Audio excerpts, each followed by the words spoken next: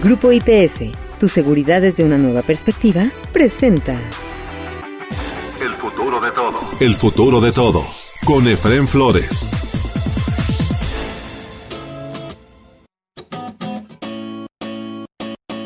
Bienvenidos a El futuro de todo, el podcast que ve hacia adelante, porque México tiene que ver ya la nueva realidad que imprime en cada uno de nosotros este maravilloso siglo XXI.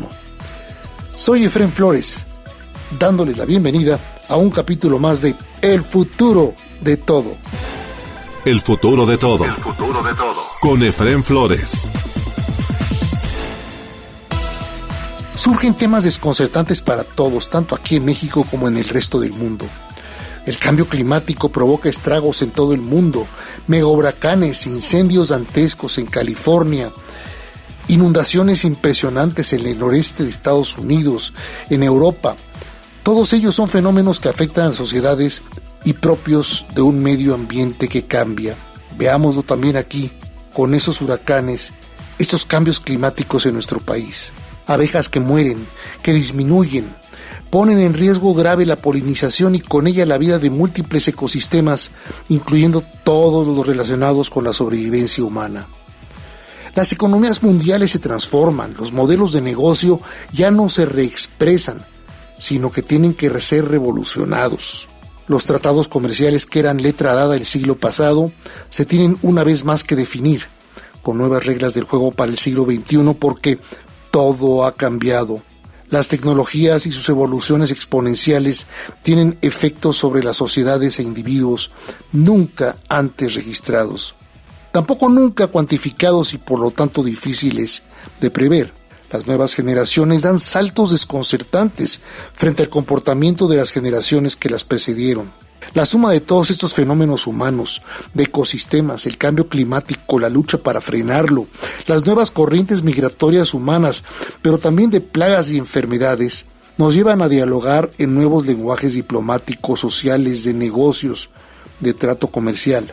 El desplazamiento de empresas nuevas a regiones del orbe por costos de oportunidad y disminuciones de costos se convierte hoy en un nuevo análisis estratégico de seguridad nacional. Por ejemplo, lo hecho muy barato y bien hecho en Asia ya no es consistente con la seguridad nacional militar, pero tampoco con la sanitaria ni la sobrevivencia socioeconómica de los países. El Temec norteamericano nada tiene que ver con el Telecán de ayer. Y a veces parece que los tres socios norteamericanos, simples operadores comerciales, hoy se transforman en asunto de seguridad nacional y cadenas de valor fundamentales para la sobrevivencia de la región en todos sentidos. Aquel Telecán 1994 nada tiene que ver con las nuevas reglas Temec o el que se incluyeron dentro del nuevo acuerdo aportados inexistentes o que eran antes apéndices como los asuntos laborales, sindicales y salariales. En 1994 no parecía tener futuro internacional para México el sector agrícola, ni mucho menos la investigación científica, la innovación o los laboratorios científicos y fabricantes de medicinas. El intercambio de mano de obra ya no tan solo genera programas de braceros, sino estímulos para intercambiar mano de obra inteligente, altamente especializada. Surgen nuevos clústeres y hubs en México y entre los tres países. Da la impresión que ni los mexicanos ni sus gobernantes o empresarios se han percatado. Para entender por lo menos parte de esta nueva realidad en el futuro de todo, platicamos con el doctor Enrique Rudiño, secretario académico e investigador del Instituto de Biotecnología de la UNAM, Campus Morelos. Gracias, Enrique, por aceptar nuestra invitación. La riqueza ya no se basa en que tengas necesariamente la mina de oro o los terrenos planos muy extensos para poder cultivar. También se basa en el conocimiento, en cómo puedes manipular tu entorno para poderle dar a un producto que aparentemente no tenía mucho interés en un valor agregado muy fuerte. Y para eso la ciencia es muy importante. Entonces, qué bueno que en este tipo de convenios comerciales entre países se tome en cuenta, porque el conocimiento científico no nada más es un placer, es un gusto, es una razón de las que nos define como humanidad, tratar de entender nuestro entorno, sino también convertir nuestro entorno desde un punto de vista económico. Entonces, el conocer de ciencia, el saber que entre más conozcamos de todos los seres vivos que están en nuestro entorno no nada más darnos la posibilidad de comprender, sino de manipular y modificar nuestra economía, es algo que es muy importante. Y en ese sentido, el poder entender que estos conocimientos que vayamos adquiriendo tienen que ser protegidos comercialmente es fundamental, y nuestros socios comerciales lo tienen más que claro. Sí, esto que estás diciendo, bueno, los que tienen que entenderlo son por un lado el gobierno mexicano y por otro lado también los empresarios, hay que decirlo, y los sindicatos, por supuesto. Porque todavía piensan que la mano de obra, o sea, tierra, trabajo, capital, son los tres factores fundamentales de cualquier modelo económico. Y no, tienes toda la razón. Inteligencia, innovación, desarrollo y además adaptación para condiciones que podamos controlar con mayor facilidad, como el caso del cambio climático, que viene muy de la mano con el TEMEC. Cambio climático, limpieza en las operaciones industriales, reciclaje, son temas que pues honestamente no se tocaban mucho en 1994. Hoy son más importantes que hablar de commodities y de materias primas. ¿Qué es lo que tú estás diciendo? O sea, qué bueno que exportemos aguacate, pero mucho mejor si empezamos también a hablar de agroindustria, que ha sido extraordinario el desarrollo de la agroindustria mexicana, fundamentalmente porque ahí la ingeniería biotecnológica entra mucho en juego para el cultivo del sector primario, ¿no? Sí, tienes toda la razón. No es lo mismo el entorno en el que tú, por ejemplo, pensando en aguacate, tú decías, bueno, pues yo voy a cultivar unas hectáreas con aguacate y lo voy a mantener de cierta manera para poderlo exportar. Actualmente hay muchas condiciones que te tienes que dar cuenta. El convertir un área de cultivo para dar producto de aguacate puede implicar deforestación. Deforestación puede implicar problemas en el patrón de lluvias. Si el patrón de lluvias se altera, tienes que empezar a preocuparte, y también si a esto le agregas que puedes poner agroquímicos para lograr una producción mayor, pues esto también va a generar contaminación de cuerpos acuíferos. Entonces, actualmente, la ciencia ya no la debemos de ver solamente como una actividad primaria del desarrollo humano que nos define como seres humanos. La diferencia que tenemos de otras especies que habitan la Tierra no es que tengamos una coraza muy fuerte, una piel muy fuerte, unas uñas muy poderosas o garras. Es simplemente que tenemos un cerebro que nos permite comprender el entorno y manipularlo.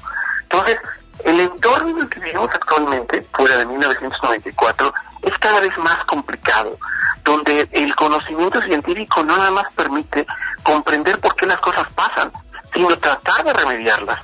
Ahorita en el tema que estábamos platicando, por ejemplo, la importancia que tiene ya actualmente, no nada más tener un país rico, sino un país con agua suficientemente limpia para atender las necesidades industriales de población, de cultivo.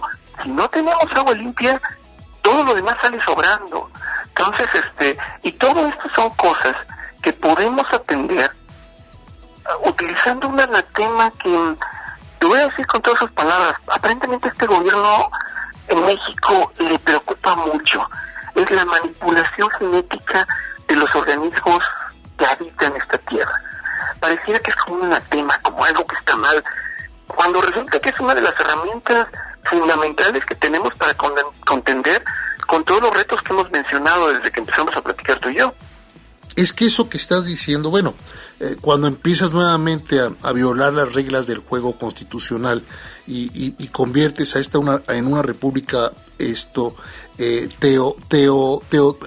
teocrática con republicana, pues entonces te empiezas a confundir, porque antes también era un anatema siquiera acercarte a los temas religiosos en cualquier discurso político que hubiera en nuestro país. Pero viendo hacia adelante, esto va a tener que cambiar, o sea, tarde o temprano esto no puede durar eternamente. México no es un país que está diseñado ni que está creado para irse cada vez más hacia el fango y al regreso a modelos completamente anacrónicos, como otros países que desgraciadamente lo han vivido, como el caso de Venezuela, como el caso de Cuba, como el caso de Bolivia, por poner tan solo algunos ejemplos.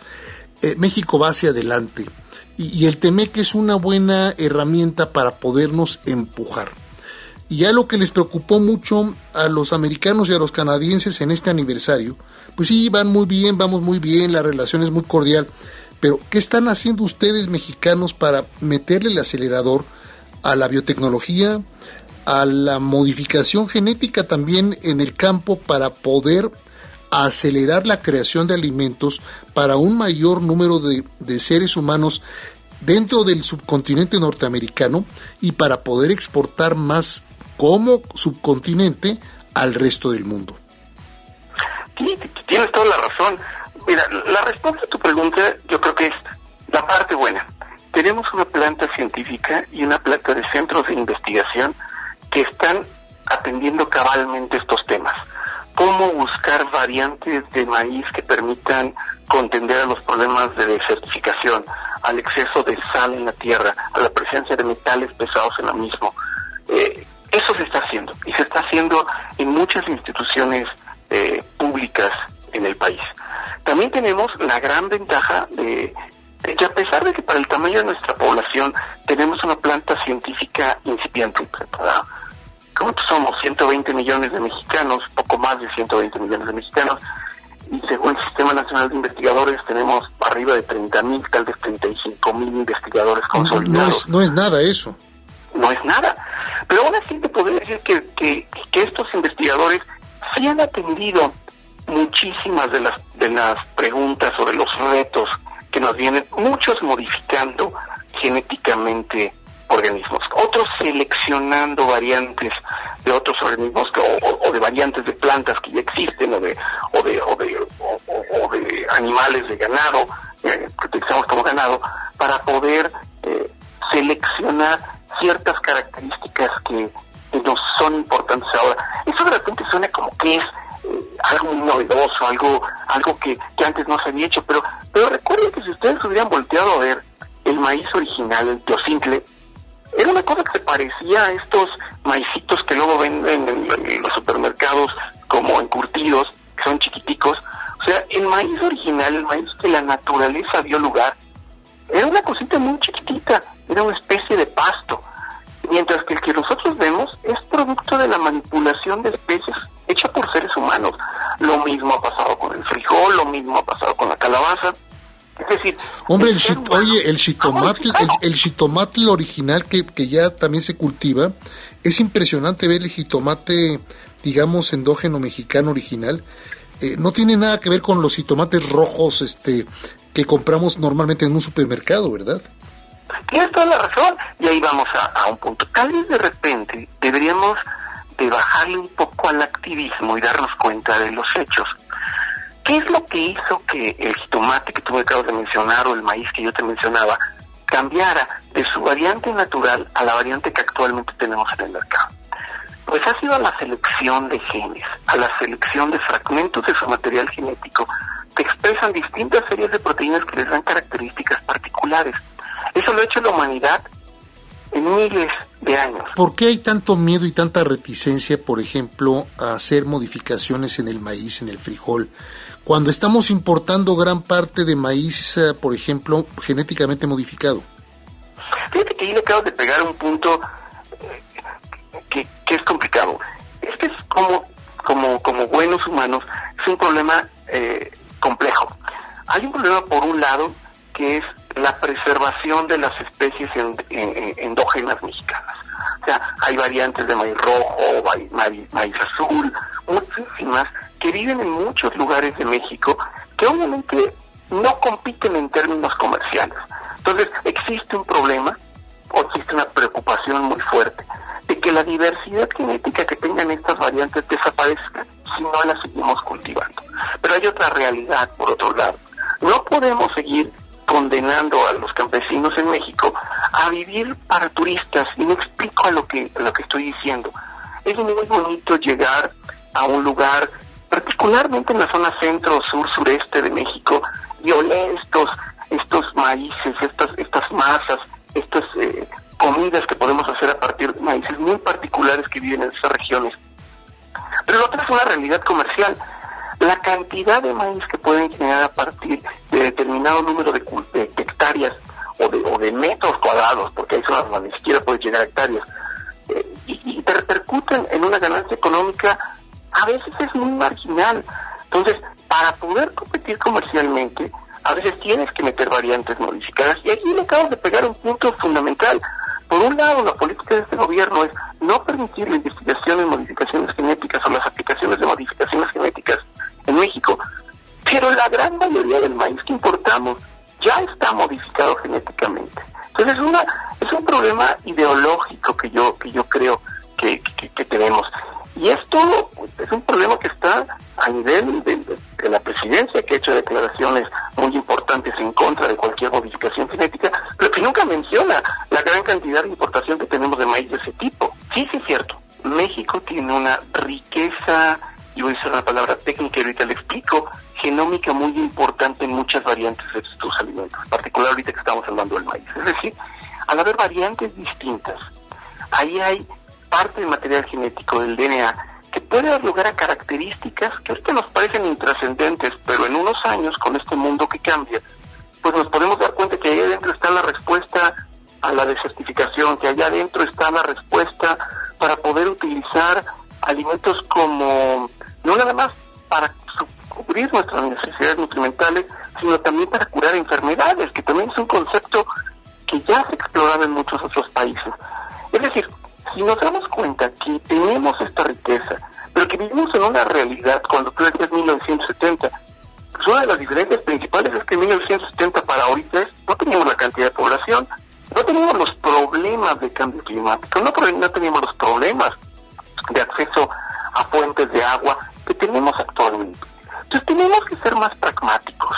Tenemos un norte grande, progresista, muy cercano a Estados Unidos, y tal vez, y esta es una opinión muy personal, deberíamos de abrir más a la innovación genética para tener variantes modificadas, y un sur con una riqueza de variantes que deberíamos de conservar por una institución central que permita tener semillas, estudios de variantes genéticas, para poder después dar respuestas a retos futuros que nos van a representar mucho dinero y nos pueden representar el poder mantener nuestra población sana y creciente.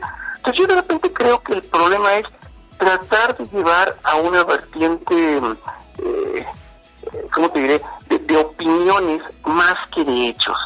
Hay que empezar a dejar de opinar y empezar a analizar hechos. Y en ese concepto la ciencia nos dice las cosas que ocurren. La ciencia no es dogmática, la ciencia no puede ser dogmática. La ciencia te da hechos. Y en ese sentido, creo que no debemos de dejar de voltear a ver la ciencia, porque ahí está el futuro. Ahí es donde podemos resolver nuestros problemas actuales y futuros, y donde podemos generar necesidades que en este momento no podríamos entender. Por cierto, que también le preguntamos a Enrique Rudiño acerca del uso de la inteligencia artificial y nuevas tecnologías para que el propio Instituto de Biotecnología apoye las necesidades del México de la pandemia.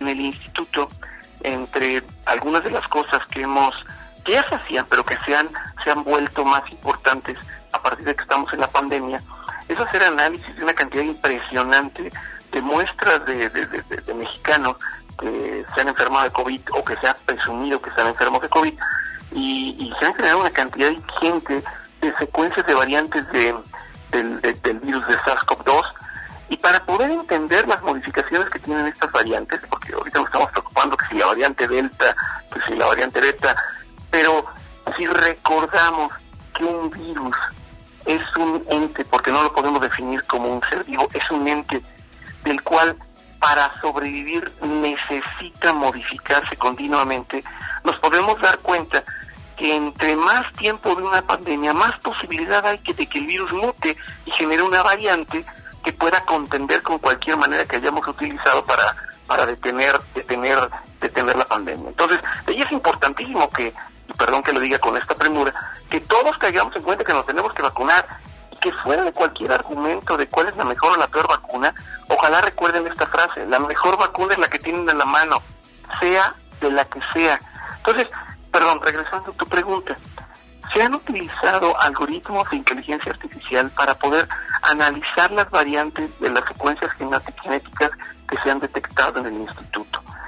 Se han también empezado a hacer estudios para poder entender cómo las variaciones, por ejemplo, en la secuencia del famoso espícula o del spike del SARS-CoV-2, que es la proteína que detecta nuestro sistema inmune y que arranca el proceso infeccioso y que también es uno de los vectores para generar vacunas, y que es donde están cambiando las variantes. Cuando uno habla de variante Delta, Epsilon o cualquiera, normalmente son cambios en esa proteína. Esa proteína es importantísima tanto para contender con la enfermedad como para que la enfermedad progrese. Entonces también se han utilizado algoritmos de inteligencia artificial para darnos cuenta cómo los cambios de secuencia pueden hacer cambios en la estructura de esta proteína y por lo tanto prever cuáles son las modificaciones que tenemos que hacer en los anticuerpos o en las estrategias de vacunación para poder contender con variantes que pueden aparecer en los próximos semanas. De hecho, ustedes vale la pena, aunque parezca publicidad, pero es importante decirlo del instituto de ustedes. Ustedes han hecho una secuenciación, ¿verdad? Para encontrar las variantes o el mayor número de variantes que ustedes dentro del instituto puedan encontrar precisamente del COVID-19. Sí, de hecho, no una, miles de variantes de miles de muestras de miles de pacientes mexicanos que nos han llegado. Si ustedes entran a la página del instituto, ahí se van a dar cuenta que tenemos algunas ligas hacia los bancos de genomas que hemos secuenciado a partir de pacientes mexicanos, y están ahí libres para que cualquier persona pueda analizarlos y poder ayudar de una manera conjunta a contender con la enfermedad. Pero sí, se ha trabajado muchísimo en esa vertiente. Si el Instituto de Biotecnología aporta gran cantidad de conocimiento al tema agroindustrial, a la preservación de productos endógenos mexicanos que tanto en el presente como en el futuro van a poder aportar gran cantidad de valor a las ciencias y al desarrollo de múltiples ecosistemas, también nos apoya como sociedad, aporta el conocimiento humano con los estudios acerca del virus del SARS-CoV-2, COVID-19 o coronavirus 2019, como usted quiera y prefiera llamarle. La próxima semana platicaremos de nueva cuenta con el doctor Rudiño del Instituto de Biotecnología de la UNAM.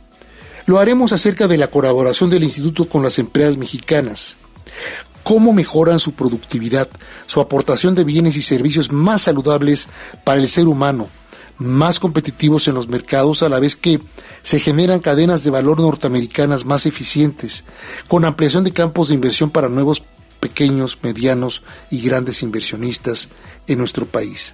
Ya lo sabe, el próximo lunes, la próxima semana, aquí en El Futuro de Todo. Si a usted le interesa conocer más acerca del Instituto de Biotecnología de la UNAM, los estudios, carreras, especialidades que imparte, así como las investigaciones que aporta, visite el sitio www.ibt.unam.mx, que para su comodidad aparece en la portada de este podcast específico de El Futuro de Todo. 20 segundos de mensajes y regresamos con más aquí a El Futuro de Todo. ¿Te preocupa tu seguridad o la de tu empresa? ¿Necesitas oficiales de seguridad, protección ejecutiva, monitoreo personal o vehicular? No te preocupes. Con Grupo IPS, empresa mexicana en seguridad privada, tu seguridad desde una nueva perspectiva tiene lo que necesitas. Además, son especialistas en alarmas y seguridad electrónica. GrupoIPSMexico.com. El futuro de todo. El futuro de todo. Con Efrén Flores. Maestro Ricardo de la Peña, bienvenido a El Futuro de Todo. ¿Cómo viste tú este tercer informe oficial de gobierno a la nación por parte del presidente de la República que entregó al Congreso precisamente el pasado miércoles 1 de septiembre? Mira, desde luego, como entrega formal oficial para con el Congreso de la Unión, pues sí sería el tercero, pero es el 10º que presenta en esta lógica de rendir cuentas y caer en un soliloquio reiterativo del cual ya nos estamos acostumbrando, pero que a veces resulta ya poco atractivo, poco interesante. Creo que hay un desgaste de un discurso repetitivo que además nos muestra un fuerte efecto selectivo y sesgado de selección de información, o la existencia de universos paralelos, que es también otra forma que podemos pensarlo, porque la realidad que uno encuentra reflejada en el discurso gubernamental y la realidad que uno encuentra incluso a través de las propias cifras oficiales y de la realidad cotidiana que se va reflejando en muchísima información de la que uno dispone, nos muestran dos realidades completamente distintas. Una en la cual este gobierno ha sido francamente exitoso, ya ha cumplido sus metas, incluso como de alguna manera el propio presidente de la República lo refiere, ya podría terminar su gobierno a su gancho, porque ya sea misión cumplida.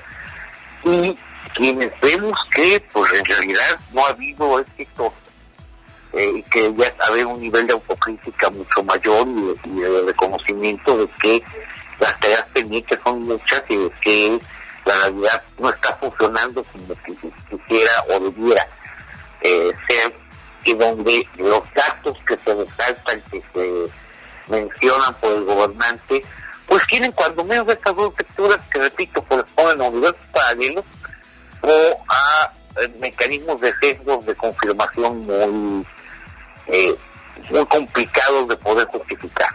Si tú piensas en lo que el propio actual gobernante opinaba sobre el registro de remesas y el significado de los volúmenes de recursos que ingresaban como remesas al país antes de que él gobernara, encuentras que hay una lectura crítica donde, bueno, se salva la economía de la población gracias a el esfuerzo de mexicanos de fuera que logran enviar remesas y compensar lo que no se logra cubrir internamente, y eso era criticable en el pasado y es elogiable en el presente.